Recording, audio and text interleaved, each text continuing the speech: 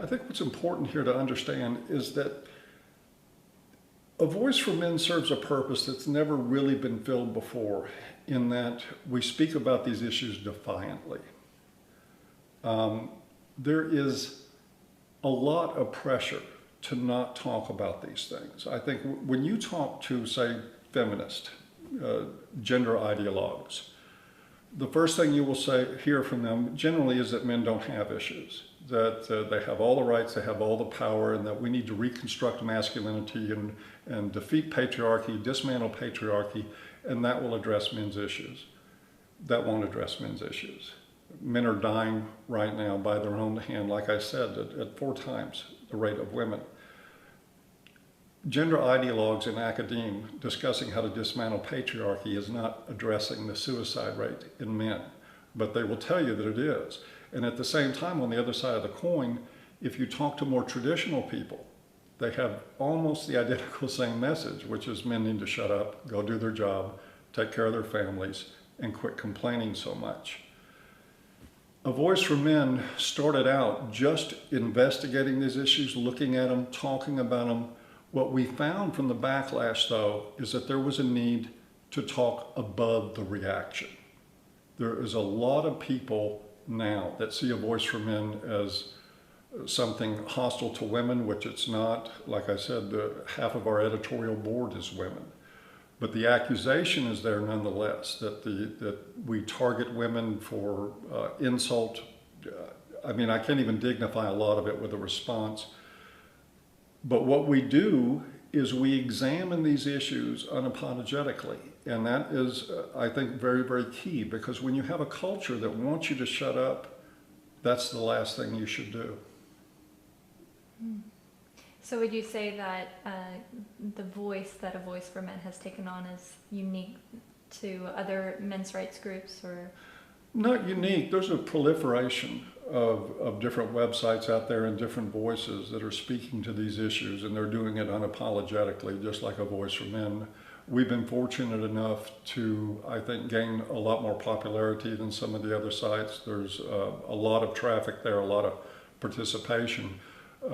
But there is a growing awareness in many different places that just trying to engage in polite conversation with people that don't want to hear these issues, it's been going on a long time.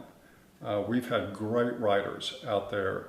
We've had great activists out there that have been trying for years. As a matter of fact, the men's movement goes back 100 years to a man named E. Belford Bax. People have been trying to address these issues for a long, long time. And just speaking about them in a culture that's indifferent to them doesn't make anything happen. And like we've seen with every other social movement that has ever happened in history, same thing with African Americans, with women, even with gay activists, it was the indignation of injustice that drove those movements into prominence, that forced them into the limelight, so people had to take a look at them. Just saying, oh, excuse me, would you mind looking at the male suicide rate or why men are falling out of college has not resulted in anybody looking at the male suicide rate or why men are falling out of college. We are having to stand up and be counted about this. The only difference is, well, primarily between this and the women's movement, is that socially, we were always geared, and I know a lot of feminists are not going to want to hear this, but that's okay. We were always geared to want to do something about women's issues. It's always been in men's mandate to help women. If we hear a woman scream at night, men will run to go help. It's always been that way throughout all of human history. Men take care of women, women take care of children. That's the way it's always been.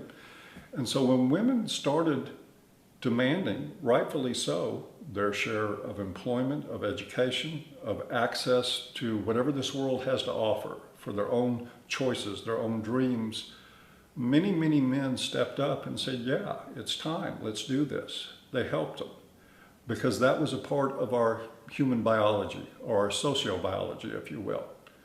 With men, the rules are completely reversed. Men are supposed to do for others, not for themselves. And so when men have started to speak up and say, wait a minute, I think we need to take a look at our own issues. The indignation just is almost instantaneous, and it comes from across the spectrum. You can find it in churches, you can find it in institutions of higher education, you find it in the halls of our government. Anywhere you go, could you imagine a politician standing up in this country right now saying, we need to look at men's rights? What's happening to them? His life expectancy as a public servant, or her life expectancy, would be about 5 minutes. However, you could take even, and it does happen, sometimes ridiculous notions of what we need to do about women's issues, and people will stand there and applaud. This is an imbalance that is deeply rooted in our culture. And the time for this has finally come for people to start speaking up about it and actually doing something about it. Yeah, there's definitely a call to action.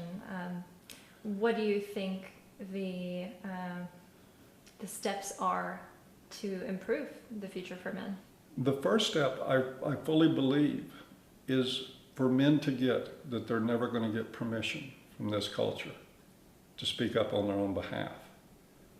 That's the first step, and to decide to do it anyway. That's really what A Voice for Men is about. It is, like I said, a defiant voice. This culture does not want to hear this stuff, and we easily shame men when they speak up. And I think people underestimate sometimes just how powerful an influence shame is in the lives of men, and just how easy men are to control with it. Let me give you an example. During World War I, the British government was having problems, for some reason, to getting men to volunteer to cross the channel and go into the meat grinder over there and face the mustard gas and artillery shells and life in the mud and the blood and the trenches. They just didn't want to go. A campaign was started where they used women to hand out white feathers to men, which was a symbol of disgrace and shame. And they went among the population and they handed out these feathers to any able-bodied young men that were not in uniform as a mark that they were cowards. And it worked. I would ask anybody to consider how much power that is. That simply the fear of being handed a white feather by a woman in public would cause young men to say, okay, I'll cross the channel and I'll go be cannon fodder. Wow. Look up White Feather Campaign, World War I. Whole history on it. It was Emmeline Pankhurst was the one that coordinated. She was one of the suffragettes. She and I forget the other two people. It was a man and a woman, some retired general or admiral, I believe, and a socialite decided that not enough young British men were investing in the royalties' wishes to go fight in World War I. So they came up with what they felt like would be the greatest influence, and they were absolutely right. Because what they noticed was that young men started enlisting not because they'd been handed a white feather, but because they were afraid they were going to. It was such a disgraceful mark to be called a coward as a man that literally tens of thousands of them died for it. That is, to me, an element, and it's one of the things that we do a lot, is we study the dynamics of what actual power is. A lot of people want to believe that, okay, you have a good job and you make a lot of money, so that means that you're more powerful, even though you take all that money and you take care of people with it, other people, and not necessarily yourself. You may work yourself into an early grave doing it, but it's still interpreted as power. And we look at women as though they're powerless in this society, and we don't think about the enormous power that women have always had with men. And it is absolutely staggering the amount of power that women have with men in this culture. And we see that being played out right now in our universities with women's studies and gender study departments. And I think it's particularly ironic, they're right now running white ribbon campaigns for men to pledge that they're not going to be violent to women, despite the fact that all the research says that there's gender symmetry in domestic violence, that men and women hit each other in relationships with roughly the same frequency. But yet we've got this model that it's only men doing it, and they have a white ribbon to hand out to men that is like straight out of the World War I textbook. I think it's ironic, and if it weren't so tragic, it would be funny.